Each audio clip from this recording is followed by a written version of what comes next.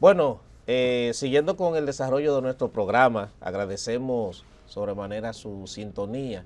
Les recuerdo, por favor, suscribirse a nuestro canal de YouTube, Ajedrez Sociopolítico, para que ahí tenga acceso a todo el contenido que nosotros hemos ido realizando. El tema que compartimos la semana pasada sobre los consejos que le dábamos a Elizabeth Silverio, ese es un tema que ha aprendido en el canal de YouTube, y agradecemos los más de 50 comentarios que ha hecho la gente.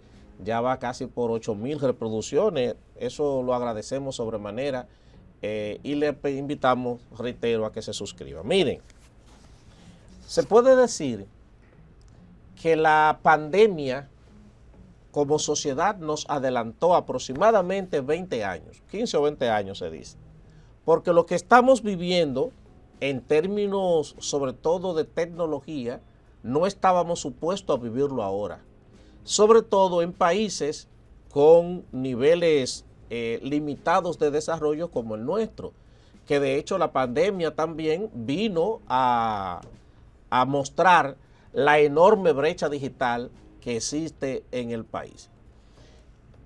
Eso ha hecho, reitero, la pandemia, que la sociedad dominicana haya puesto la mirada más en la tecnología que como lo hacía quizás hace 20 años o 30 años atrás. Y en medio de todo esto ha surgido un concepto nuevo relativamente, porque no es nuevo como tal, que es la inteligencia artificial. Lo que se ha hecho es que se ha dimensionado ahora que la gente tiene el interés en la tecnología. La inteligencia artificial entonces viene a convertirse como en un desafío, sobre todo para quienes nos dedicamos a la academia.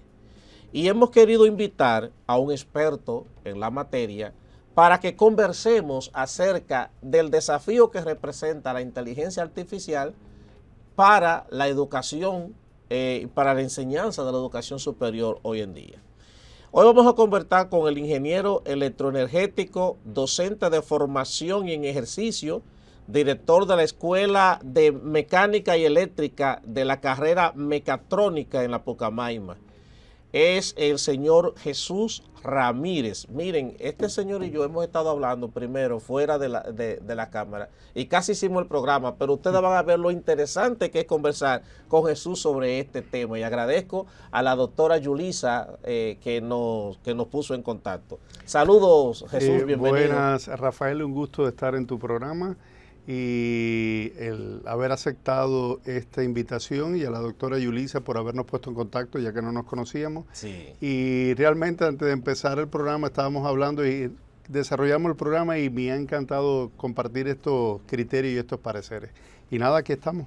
Bueno, yo creo que, Jesús, que habría que comenzar primero por definirle a la gente qué es inteligencia artificial. Entonces, algo interesante que tiene Jesús, ustedes van a ver, y es que él tiene una manera de explicar las cosas como muy llana, muy digerible, y como que uno lo asimila rápido. Eso es bueno, Jesús. Vamos a intentarlo un poquito. Inteligencia artificial, ahora se ha creado un boom, se ha creado una expectativa y hasta como un miedo, producto de que se piensa que la inteligencia artificial es algo del más allá, como diría una gran amiga boricua.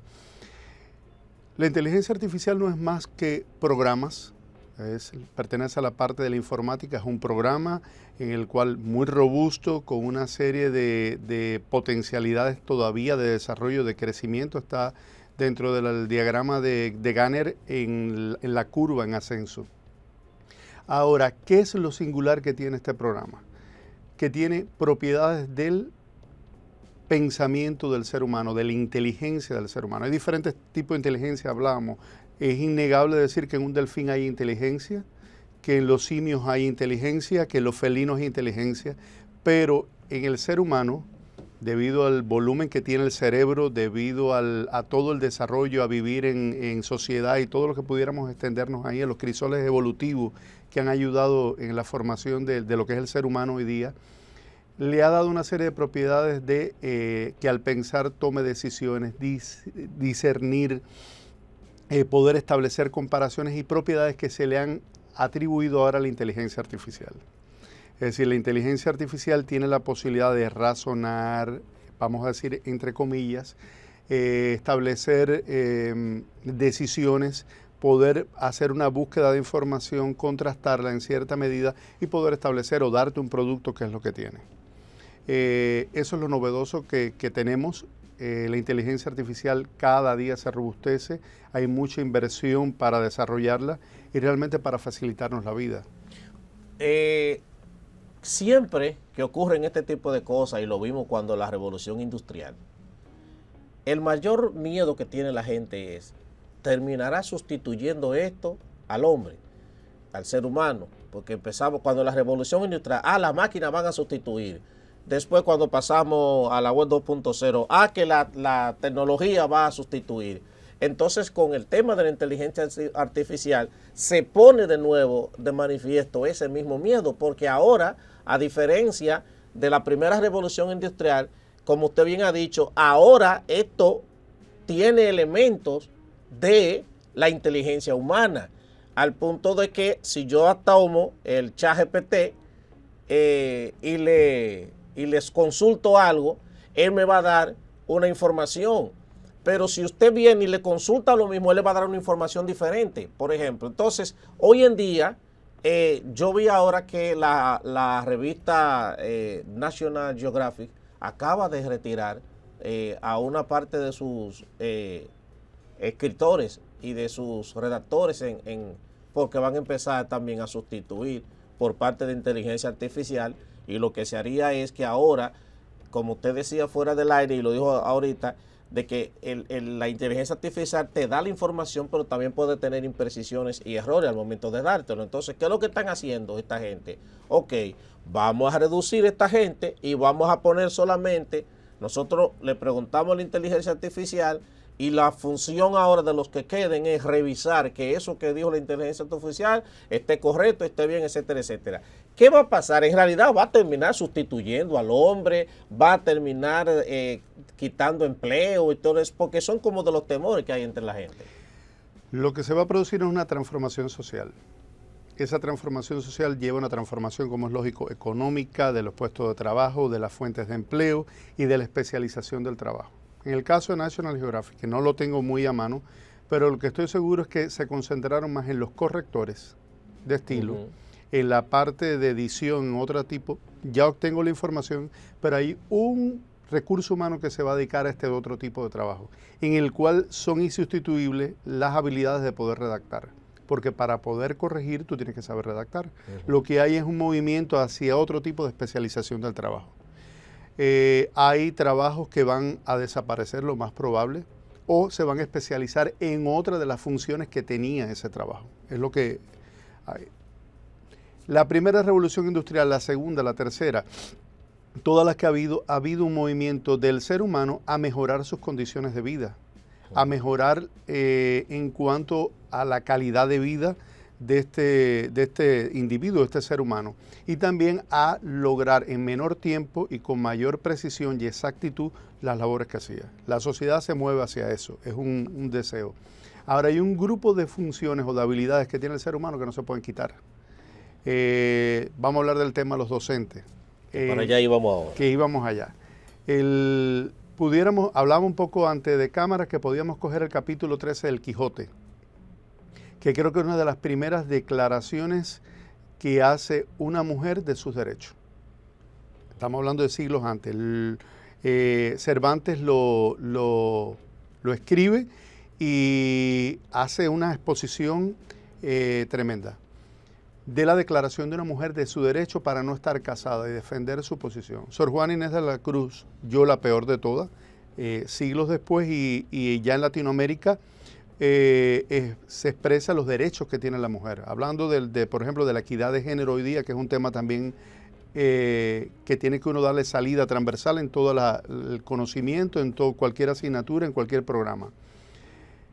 Yo puedo obtener los versos, puedo obtener el capítulo, puedo hacer un análisis, tal vez que me permite la inteligencia artificial, pero hay una serie de elementos que son de los sentimientos, de lo que me despierta en mí, de mi opinión, yo como individuo con respecto a eso, o mi valoración, o contrastar, que eso no lo puede dar por el momento la inteligencia artificial en un 100% efectivo y que son detectables por un profesor experimentado. También se puede invertir. Yo te digo, búscame toda esta información, produce 1, 2, 3, 5 ensayos basado en la inteligencia artificial, vamos a contrastarlo, vamos a ver el nivel de incertidumbre que tiene, de exactitud en los datos, en el estilo que tuvo, en la precisión, y yo creo que eso es determinante y son lo que nos debemos mover el ser humano. Nos debemos mover a una sociedad crítica, a una sociedad reflexiva, y eso lo forma un docente capacitado. Hablábamos anteriormente que la revolución también en la educación ha llevado a mover al profesor de que era una autoridad, era un catedrático, a un profesor que lo único que facilita. Que facilita. Y eso no se puede mover porque tú, aunque tengas 3 secciones de la misma materia, el tipo de facilitación que tú haces en el aula es muy diferente en cada una, porque los individuos vienen con historia, con situaciones, con pensamientos que son diferentes, y eso hace que el proceso se desarrolle, intervenciones, opiniones, contrastes que se dan en un aula, que el pensamiento crítico que desarrolla uno o que uno forma o que uno guía dentro de un aula van a ser diferentes. ¿Cómo puede entonces un maestro aprovechar la inteligencia artificial y convertirla en una aliada? Porque para muchos maestros la tecnología se ha convertido en una competencia. Claro. Lamentablemente. Quizás por el tema de no conocer mucho, etcétera, no actualizarse en términos tecnológicos. Entonces, ¿cómo puede un docente convertir la inteligencia artificial en su aliada en un proceso en el aula? Yo primero diría en la búsqueda de información de datos. La rapidez con que tú obtienes datos, que se consultan bases de datos, que se buscan fuentes bibliográficas que están disponibles. Hay una limitación del ser humano. Si el ser humano fuera a oír toda la música compuesta por el hombre durante los años que está registrada, necesitaría 3, 4 vidas solamente oyendo música para buscar toda la información que ha generado la humanidad. Entonces esto viene a superar algo que decía en la sociedad del conocimiento, la sociedad donde estaba el conocimiento se podía adquirir, pero no había el tiempo necesario para la consulta con veracidad. La inteligencia artificial viene a ayudarnos en esto. Es decir, no perdamos tiempo en ir buscando fuente de consulta, esto me la va a aportar. Ahora, el manejo de esa información críticamente, reflexivamente, enfocado en la solución de problemas, enfocado a crear proyectos, eso lo da el docente. Ok. Hasta ahí no llega la inteligencia artificial. Pudiera llegar, pero el individuo que hoy día está dando clase, el profesional que está dando clase, responde a una sociedad concreta, a una sociedad dominicana que tiene unos retos, que tiene unas posibilidades que son diferentes a cualquier otra sociedad dentro del Caribe y dentro de la región y dentro del mundo. Entonces, eso es lo que puede aportar el docente. Entonces, el otro día una maestra me decía, pero ¿y cómo yo voy a hacer? Y ahora le voy a hacer la pregunta a usted directamente. Por ejemplo, usted da una asignatura en determinada aquí en el aula, pone un trabajo, pero resulta que la inteligencia artificial, en la manera que tú le consultas, no te da la misma información. O sea, un estudiante puede ahora ese trabajo preguntarlo al ChatGPT y le va a dar una información, porque anteriormente una de las cosas que hacíamos los maestros, que al corregir un trabajo, uno más o menos iba viendo en qué coincidían para ver quién copió de quién, etcétera. Pero ahora la inteligencia artificial te evita eso. Ahora, si yo pongo el tema en el ChatGPT, me da una información, pero a qué le va a dar otra, pero a qué le va a dar otra, etcétera. Entonces, ahora ese tipo de cosas, ¿cómo se podría identificar después al momento de corregir, de evaluar un trabajo? Porque al menos para mí, en el fondo, yo creo que eso es positivo. Por un lado. Es positivo. Es positivo. Coincido contigo. Sí, pero ahora hay maestros que entienden que no. Entonces, ¿cuál sería su reflexión en eso? Mira, depende de la persona, de la personalidad, de la experiencia que tiene un docente. Hoy día el docente tiene que vivir, desmontarse constantemente, desprogramarse, siempre aprender. La riqueza que tenemos los profesores, siempre lo digo, lo que a mí me ha transformado y me ha ayudado como persona y como profesor son mis alumnos. Yo le he ido a transmitir una idea, un conocimiento, un proyecto, una experiencia, pero lo que yo he recibido de ellos ha sido mucho más que lo que yo he podido aportarles. Sobre todo me encanta trabajar en grado, porque uno ayuda, contribuye a crear un perfil y cuando uno lo ve dice, hay algo de mí, hay algo de mi escuela, hay algo de mis compañeros que están en ese ser humano, algo tuyo que te arrebató y se fue en eso. Pero también me encanta trabajar en maestría, porque en maestría tú tienes profesionales iguales que tú, que te vienen a contribuir en tu forma de ver, de experimentar diferentes contextos, diferentes realidades profesionales, las cuales tú puedes enriquecerte de ello. Yo creo que el profesor se puede enriquecer y para eso uno tiene que ser muy humilde, muy inteligente. Exacto. Para uno dejarse permear sin dejar de ser uno, sin perder tu responsabilidad social, tu responsabilidad profesional, pero dejarte permear por jóvenes que no son malos ni buenos, son diferentes. Y esa percepción transforma a un profesor. Con eso me venían dos ideas con lo que tú decías. La primera idea que me venía era de, siendo yo muy joven, empezando yo a trabajar, hubo un alumno que me puso una grosería en el aula, en la pizarra. Y yo dije, ¿qué hago ahora? Y en quien empecé mi madre, que también era pedagoga. Y yo desarrollé toda la clase, me acordé eran tizas y de colores, busqué tizas de colores y fue resaltando cada palabra, cada vocal y cada consonante de la grosería que me puso en la pizarra con un color. Y desarrollé la clase, hice un mapa conceptual a partir de la grosería. En el medio aparecía en colores la grosería. Cuando terminé la clase, un alumno que levantó la mano y me dijo, yo quiero pedirle disculpas. Le dije, ¿por qué? Por lo que yo hice fui yo el que lo puse. Y le dije, no, soy yo el que tengo que agradecerte, porque yo crecí hoy, yo soy mejor profesor hoy, y tú me diste una oportunidad que no tenía. Y nos hicimos amigos ese día, ese alumno y yo. Él se transformó y yo. Ese es el rescate que debe hacer un docente. Es algo que es intransferible a una máquina. Es ese contacto de ser humano que trasciende. Un profesor que no trasciende, que cambia de profesión. Ser profesor es traumático. En cierta medida, por el esfuerzo, no tienes la remuneración que tú querías. Exacto. Pero hay una satisfacción que te la da, una trascendencia, un mito, una filosofía de vida, un ambiente espiritual que eso no tiene compensación alguna. No, y también, antes de que diga la otra parte, Gozón, también la docencia es un ejercicio para uno que te obliga a tener que mantenerte leyendo, a tener que mantenerte actualizándote sobre por dónde andan los temas que son tendencia en la sociedad hoy en día, cómo orientar. O sea, está bien, quizá uno no tiene la remuneración que quisiera, pero también al mismo tiempo enseñar, aparte de que decía, creo que era Freire, que decía que educar es otra manera de amar. Aparte de eso también, en términos personales, uno gana bastante como maestro, por la experiencia de los estudiantes, pero también por ti, que tienes que vivir obligatoriamente leyendo, actualizándote, mantenerte al día a día de los temas que están pasando, no solo en la sociedad dominicana, por dónde anda la tendencia, etcétera, etcétera. Y te lleva otra cosa también, Rafael. Sí. A ti te ha llevado al punto que tú tienes que comunicar, que tienes que transmitir, que tienes que hacer algo que trasciende de tu aula a tus televidentes, a tu espacio. Y es también una fuente de ingreso y es una fuente también de trascender.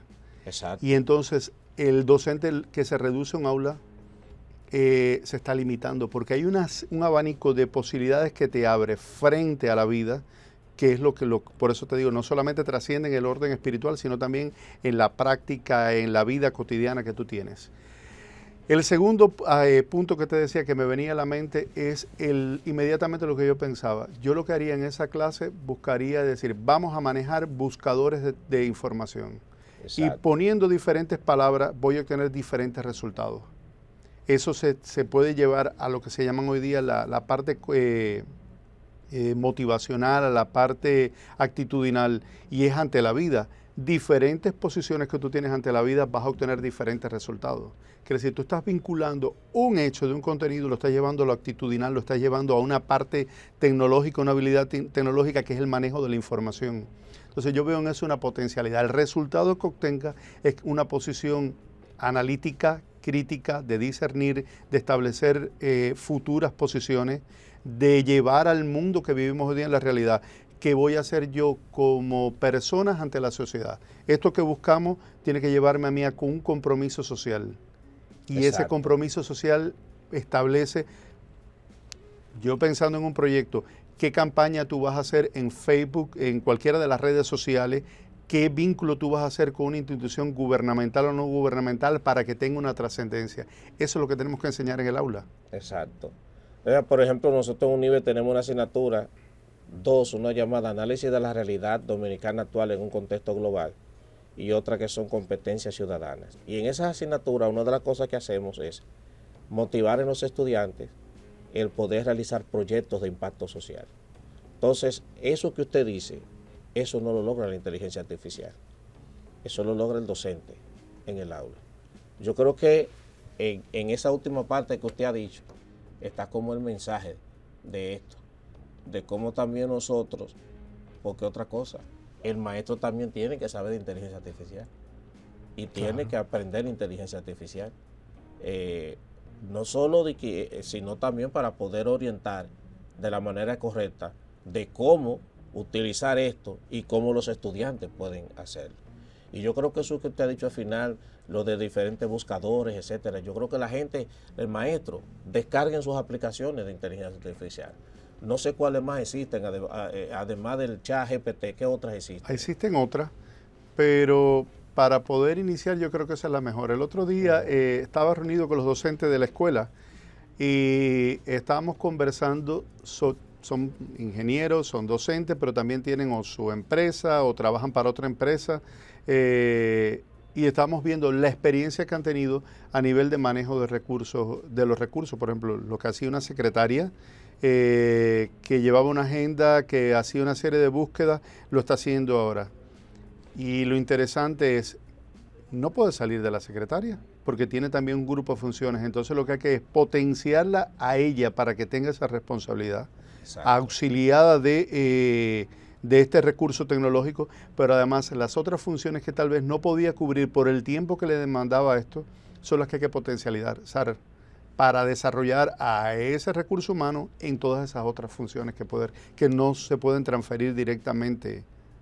Yo creo que las posturas de estas son, yo digo, fanáticas.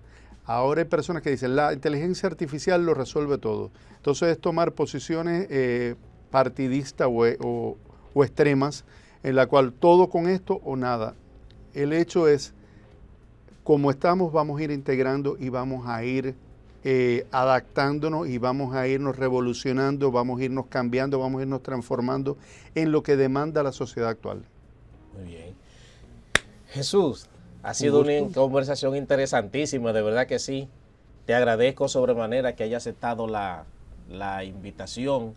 Este programa está abierto a sus órdenes para cuando también quisieran tratar otro tipo de tema, porque este es un tema actualmente, es de actualidad. El maestro tiene que conocer de inteligencia artificial, tiene que aprender cómo manejar esos diferentes aplicaciones también, que son buscadores importantes, porque sus estudiantes lo van a hacer y lo van a utilizar. Entonces usted también tiene que de alguna manera hacer lo mismo. Quédese con nosotros, seguimos ahora con mucho más contenido en su programa Ajedrez Sociopolítico. Gracias, Jesús. A la orden. Placer.